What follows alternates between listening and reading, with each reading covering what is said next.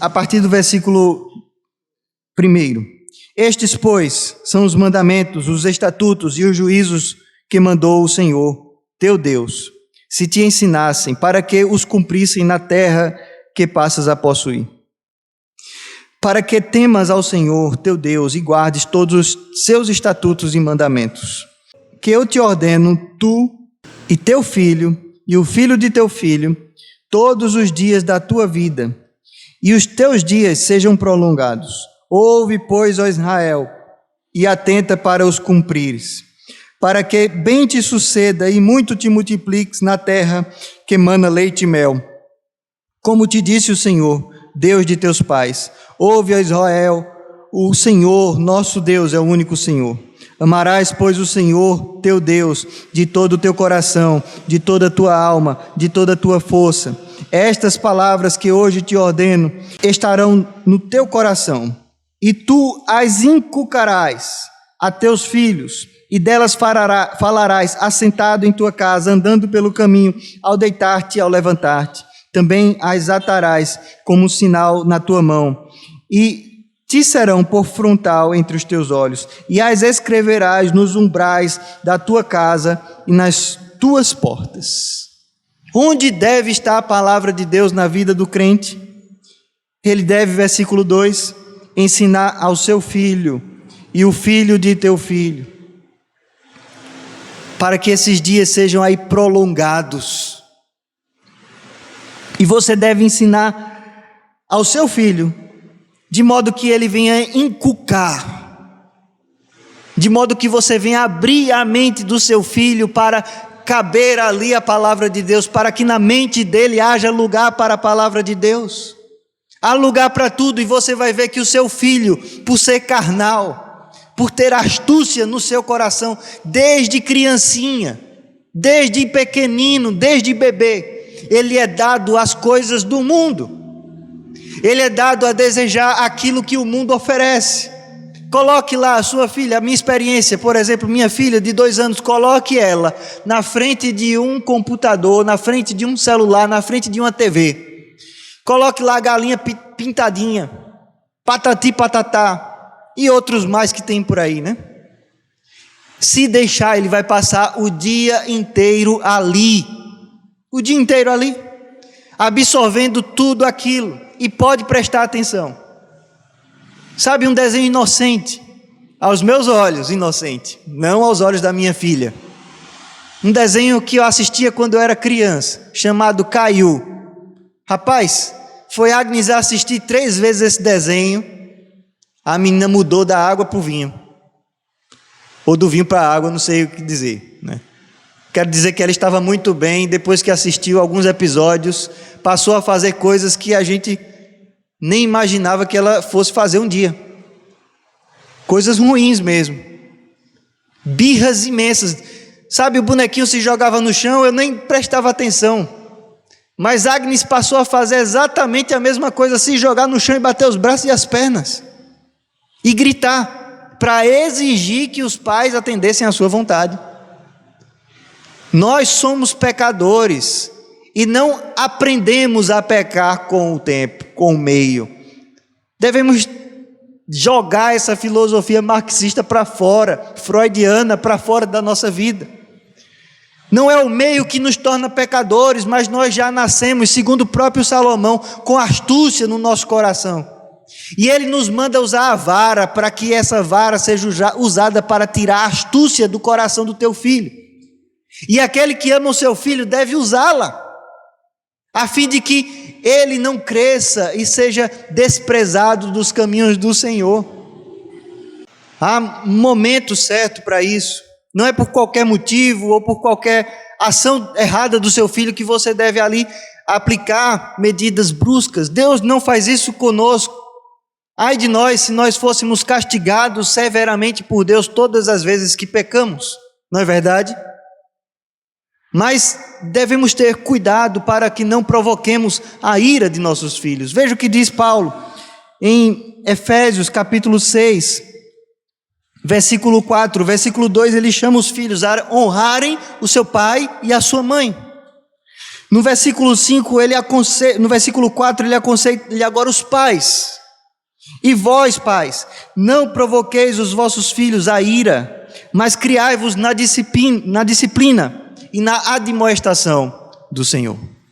Você é chamado para tomar posse, meu irmão, nesta noite, da educação do seu filho, a acompanhar o seu filho na escola, na faculdade, a acompanhar o seu filho quando ele vai brincar com os amigos, quando ele vai jogar bola com os amigos, a acompanhar o seu filho quando ele está na escola dominical. Não quero dizer que você deve ir lá escutar o que a professora está ensinando, não é isso, mas perguntar ao seu filho: o que foi ensinado hoje?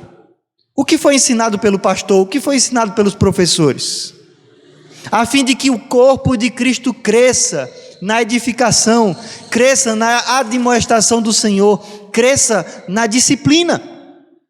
É disso que o povo de Deus precisa, é disso que as nossas famílias precisam. Estamos o tempo todo sendo bombardeados, estamos numa guerra espiritual entre aqueles que pertencem a Deus e aqueles que pertencem ao diabo. Se nós baixarmos a guarda, seremos atacados, seremos esmagados, seremos contaminados pelo inimigo. O inimigo não usa armas honestas, o inimigo não usa as armas com paz, com amor, que são as armas de Deus, com justiça. Ele faz uso das mais brutais armas que existem. Ele faz uso da idolatria, da prostituição, da mentira, da inveja. E os nossos filhos estão o tempo todo sendo bombardeados por isso. Se você não cuidar da educação do seu filho, eles serão engolidos pela serpente que engoliu Eva, engolidos pelo dragão, pelo diabo, engolidos por este mundo. Você é chamado à responsabilidade de perguntar: filho, vamos estudar a Bíblia, de chamar: filho, vamos estudar a Bíblia. Se não fosse pela educação que eu recebi dos meus pais, eu não estaria aqui na frente hoje. Eu estaria no mundo. Quantas vezes na minha adolescência eu quis ficar em casa: hoje não, estou com sono, pai. Meu pai e minha mãe: você vai sim. E me empurravam para dentro do carro. Eu fazia de tudo, atrasava tudo para não ir para a igreja. Mas eu fui levado ali à força mesmo. Se estou debaixo do jugo do meu pai, eu tenho que obedecer o meu pai. Mas hoje os pais têm sido amáveis demais, um amor satânico até. Satânico porque é um amor que desobedece a Deus. É um amor que não é amor de verdade. É um amor que passa pano, que passa a mão por cima do filho em tudo que ele faz. E não corrige, não repreende, não disciplina. Não exige, não cobra.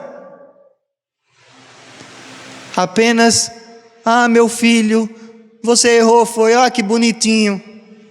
Tem problema não, papai ajeita, papai conserta. Vai chegar o dia que ele não vai ter pai e mãe para consertar nada na vida. Vai chegar o dia em que você vai morrer e ele vai ficar. E como você quer deixar o seu filho aqui? Como você quer deixar o seu nome aqui nesta vida, enquanto existir vida aqui nesta vida?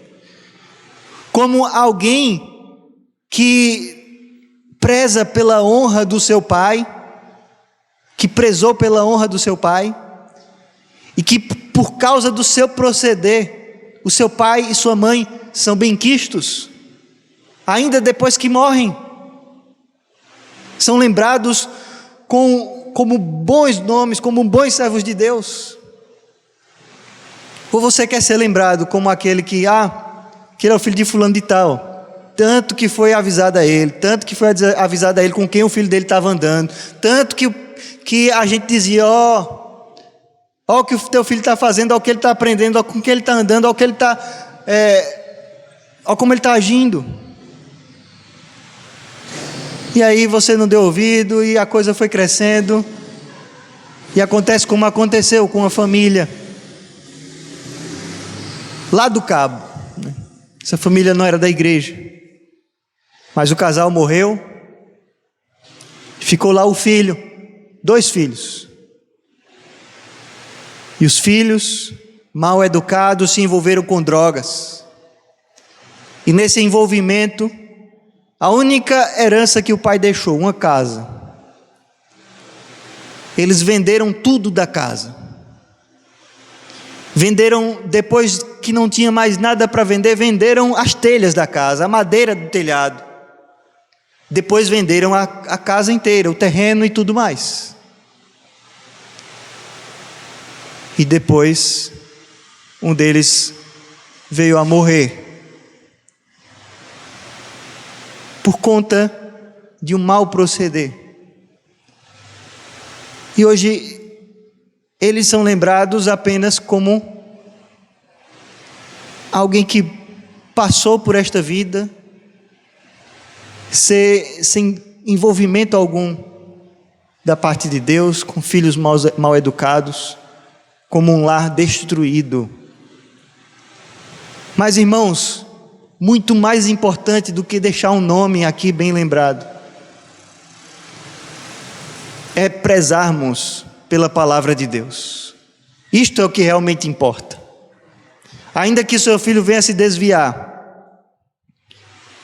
mas você é chamado a prezar pela palavra de Deus, e enquanto eles estiverem debaixo da sua responsabilidade, pregue, fale, leve os seus filhos pelo caminho correto, exija, investigue, porque senão eles serão engolidos pelo diabo. Inculquemos nos nossos filhos Cristo todos os dias, de manhã quando levantarmos, ao deitarmos, andando pelo caminho, como nos diz lá Deuteronômio capítulo 6. É isso que somos chamados a fazer. Cristo deve estar no nosso lar, nos umbrais da nossa casa. Isso quer dizer que Ele deve estar no nosso lar. A palavra de Deus deve estar no nosso lar. A palavra de Deus deve estar na mente dos nossos filhos, deve estar atada nas nossas testas, no nosso coração.